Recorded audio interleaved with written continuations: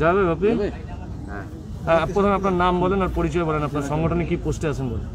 আমি অজিত শীল, দার্জিলিং জেলা নরসুন্দর সমিতি প্রেসিডেন্ট, উত্তরবঙ্গ ক্ষৌরকার শিল্প সমন্বয় সমিতির সদস্য। এদিকে তাকিয়ে বলেন, এদিকে তাকিয়ে আমার দিকে। কি কর্মসূচি রয়েছে আপনাদের আজকে? আমাদের আজ 15 দফা দাবি নিয়ে উত্তরবঙ্গে উত্তরকন্যায় একটা ডেপুটেশন আছে।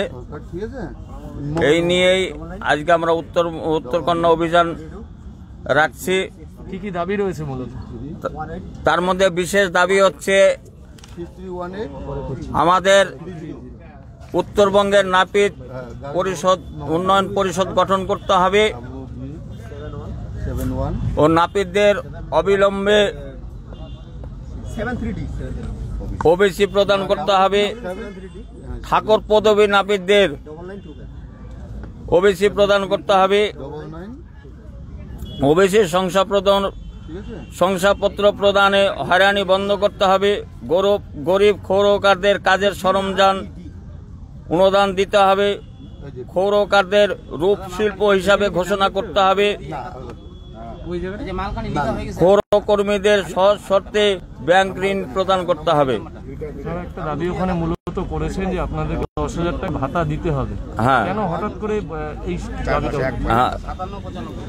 এর মূল উদ্দেশ্য হচ্ছে আমাদের রাজ্য সরকার ও কেন্দ্রীয় সরকার সরকারিভাবে যে লকডাউন ঘোষণা করেন, সেই লকডাউনের 4 মাস আমরা কর্মহীন অবস্থায় ছিলাম। সেই সময় আমরা রাজ্য সরকার ও কেন্দ্রীয় সরকারের নিকট অনেক লেখালেখি যোগাযোগ করি, কিন্তু সেখানে আমাদের কোনো সমস্যার সমাধান হয়নি।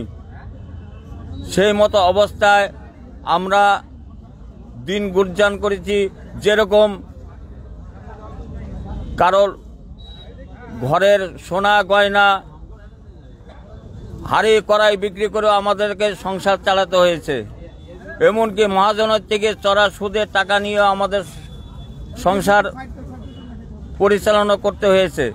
তাই আমরা রাজ্য সরকার ও কেন্দ্রীয় সরকারের কাছে আমরা দাবি রাখছি, আমরা অনুরোধ করছি যে আমাদের সেই 4 মাস যে লকডাউন ছিল সেই সময়ের জন্য আমাদের এককালীন 30,000 টাকা, প্রতি মাসে 10,000 টাকা, যে 30,000 টাকা আমাদের অনুদান দিতে হবে এককালীন। আর কেন্দ্রীয় সরকারের কাছেও আমরা দাবি রাখছি, কেন্দ্রীয় সরকারও আমাদেরকে অনুদান দিবেন এককালীন 30,000 টাকা দিবেন, মাসে 10,000 টাকা করে।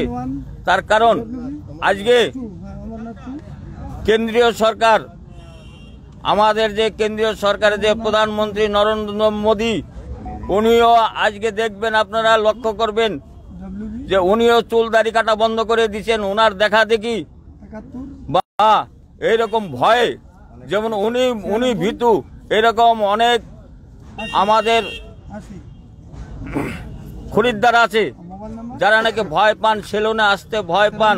তারা বাড়িতেই টিউমার কিনে নিয়ে চুল দাড়ি বানাচ্ছে। তো এই মতো অবস্থায় আমাদের ব্যবসার আমাদের খুবই ক্ষতিগ্রস্ত আমরা।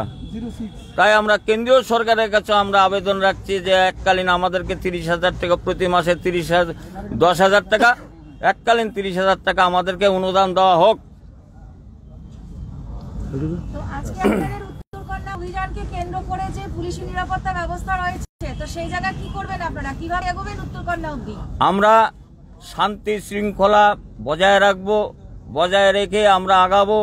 আমরা উচ্ছৃঙ্খলতার মধ্যে নাই, আমরা উচ্ছৃঙ্খলাকে আমরা বিশ্বাস করি না। যেহেতু আমরা সমাজ সেবক, আমরা সমাজের সেবা করি, আমরা নরসুন্দর, আমরা নরকে সুন্দর করি, মানুষকে সুন্দর করি। তাই আমরা শান্তি শৃঙ্খলা বজায় রেখেই আমরা আজকে উত্তরকন্যা অভিযানে আমরা সামিল হব।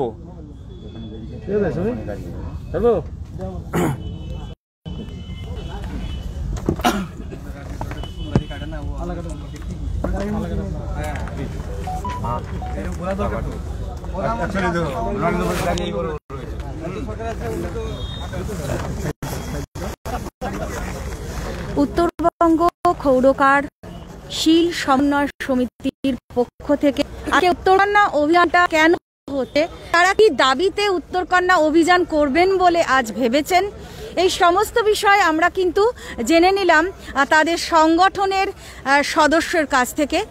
এবং তারা যেটা বললেন, শান্তিপূর্ণ উপায়ে শান্তিপূর্ণ পদ্ধতিতেই তারা উত্তরকন্যা অভিযানে সামিল হবেন এবং তাদের যে দাবিগুলো রয়েছে কেন্দ্র এবং রাজ্য উভয় সরকারের কাছেই তারা সেই দাবি পেশ করবেন এবং তাদের দাবি যাতে মানা হয় সেই আবেদনও তারা দুই সরকারের কাছেই রেখেছেন।